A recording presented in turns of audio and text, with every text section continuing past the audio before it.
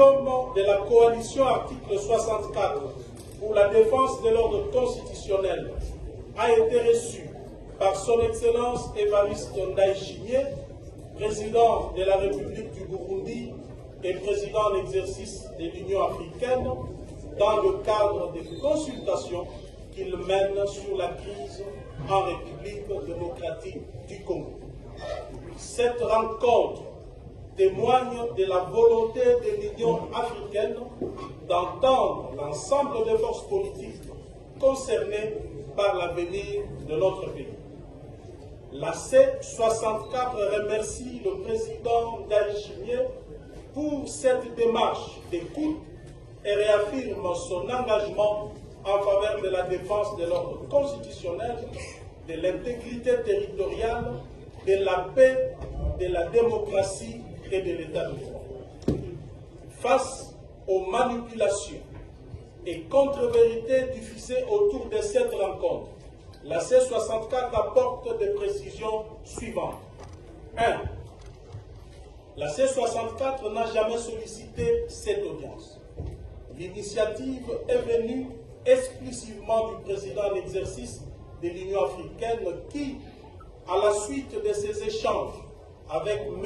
Félix Tshisekedi, a souhaité entendre directement la position de la C64 sur les causes profondes de la crise congolaise et les conditions d'une paix durable. 2. Au cours des échanges, le président Évariste Ndayishimiye a indiqué avoir encouragé les autorités congolaises à privilégier les dialogues politiques et la cohésion nationale afin de renforcer la capacité du pays à faire face aux menaces pesant sur sa souveraineté.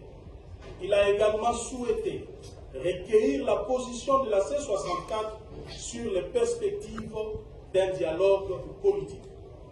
3. La C64 a rappelé qu'on ne sauvera pas la RDC en traitant uniquement les conséquences de la crise tout en refusant d'en affronter les causes profondes. La guerre n'est pas la cause de la crise congolaise, elle en est la conséquence la plus tragique. La crise congolaise est aujourd'hui une crise systémique. Crise militaire et sécuritaire, crise de gouvernance, crise de légitimité des institutions et crise constitutionnelle. Réduire cette crise au seul conflit armé dans l'Est explique largement l'échec des initiatives précédentes. Le processus de Nairobi, de Luanda, de Doha et de Washington ont principalement abordé les dimensions militaires et diplomatiques sans traiter simultanément les causes politiques et institutionnelles de la crise. À cette situation s'est ajouté le projet de changement de constitution